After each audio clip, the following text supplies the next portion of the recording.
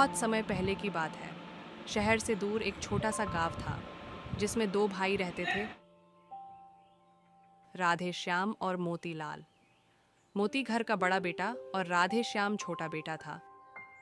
पिताजी की मृत्यु होने के बाद मोतीलाल ने चालाकी से अपने पिताजी का धन और जमीन खुद के नाम कर लिया और राधे श्याम को एक छोटा सा टुकड़ा दे दिया जिस पर वह खेती करके अपना जीवन बसर कर सके।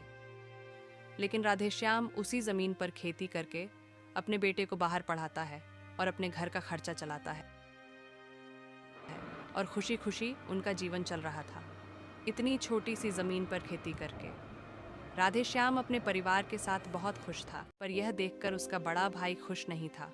इतना धन पाकर भी खुश नहीं था। उसके मन में धन को और ज्यादा पाने का लालच भरा हुआ था और अब अपने छोटे भाई की जमीन भी हड़पना चाहता था क्योंकि उसकी जमीन बहुत उपजाऊ थी। एक दिन राधे श्याम खेती कर रहा था, तब अचानक उसका बड़ा भाई मोतीलाल उसके पास आता है। और राधे श्याम, कैसे हो तुम? इतने से छोटे खेत में इतनी मेहनत करते हो, अपने घर का खर्च कैसे चलाते हो? और तुम्हारा बेटा भी बाहर पढ़ाई करता है, उसको भी काफी पैसे चाहिए, तुमको कभी पैसे की जरूरत नहीं पड़ती है। आप कैसा क्यों बोल रहे हो?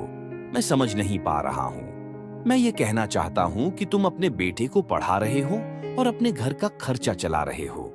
तुम ये जमीन मुझे बेच दो और बदले में मैं तुम्हें इतने पैसे दूंगा कि तुमको काम करने की जरूरत नहीं होगी। क्या बोल रहे हो? मैं आपको अपनी जमीन नहीं दूंगा। इस छोटी सी जमीन ने बहुत कुछ दिया है मुझे और मुझे विश्वास है ये मेरे आगे भी सारे सपने पूरे करेंगी। कृपा करके आप चले जाएं। तुम एक बार फिर सोच लो, बाकी तुम्हारी मर्जी। मोतीलाल को गुस्सा आया, पर वह कुछ बोल नहीं सका और अपने घर चला गया। पर घर जाके राधे श्याम की जमीन को कैसे लिया जाए, इस पर ही सोच रहा था। मोतीलाल फिर से दूसरी योजना बना के आता। भाई, मुझे गलत मत समझना, तुम मेरे भाई हो। मैं तुमको तकलीफों में नहीं देख सकता, इसलिए मैं तुम्हारी मदद करना चाहता हूँ। तुम मुझे मना मत करना। गांव के पास जो मेरी बड़ी जमीन है, मैं चाहता हूँ कि तुम उस पर खेती करो और अपनी सारी परेशानियों को दूर करो। नहीं भैया, मैं आपकी बातों से नाराज नहीं हूँ। ठीक है, आप मुझे वो जमीन दे दो। यह लो, पेपर और अंगूठा लगा दो। और राधे श्याम मोतीलाल की बातों में आ गया। राधे श्याम पढ़ा लिखा नहीं था और मोतीलाल के लाए पेपर पर अपना अंगूठा लगा देता है।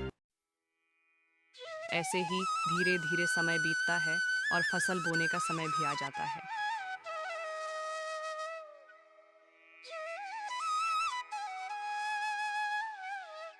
चलो भाग्यवान, मैं जाता हूँ, खेत पर बहुत काम है।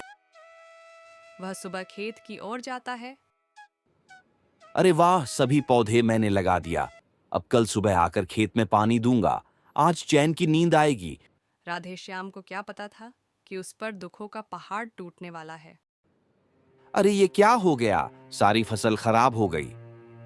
हे भगवान, इसका मतलब भैया ने झूठ बोला। राधे श्याम मोतीलाल के घर जाता है। आपने झूठ बोला और एक बंजर जमीन मुझे दे दी। मुझे मेरी जमीन वापस चाहिए। ये क्या? तुमने पढ़ा नहीं है? पेपर में क्या लिखा था? अब वह जमीन मेरी हो गई और मेरी जमीन तुम्हारी हो गई।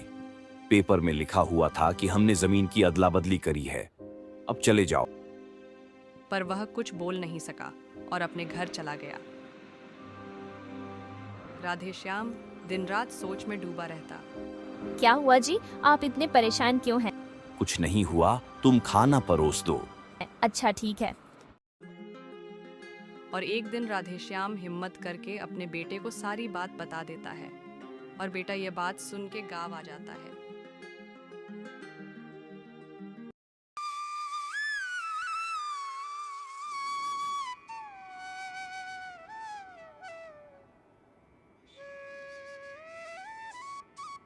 अरे काका, गांव की ओर जा रहे हो? हाँ भैया जी, चलो। घर आकर राधे श्याम ने पूरी सच्चाई बताई और दोनों बाप बेटे रात होने का इंतजार करने लगे और नकली सोने के घड़े खेत में गाड़ देते हैं और सुबह होने का इंतजार करते हैं। ये बात पूरे गांव में फैला देते हैं। तो अरे भाई, तुमने सुना है क्या राधे श्याम की उस बंजर जमीन में से सोने के भरे मटके निकले हैं, और पता नहीं कितने मटके हैं।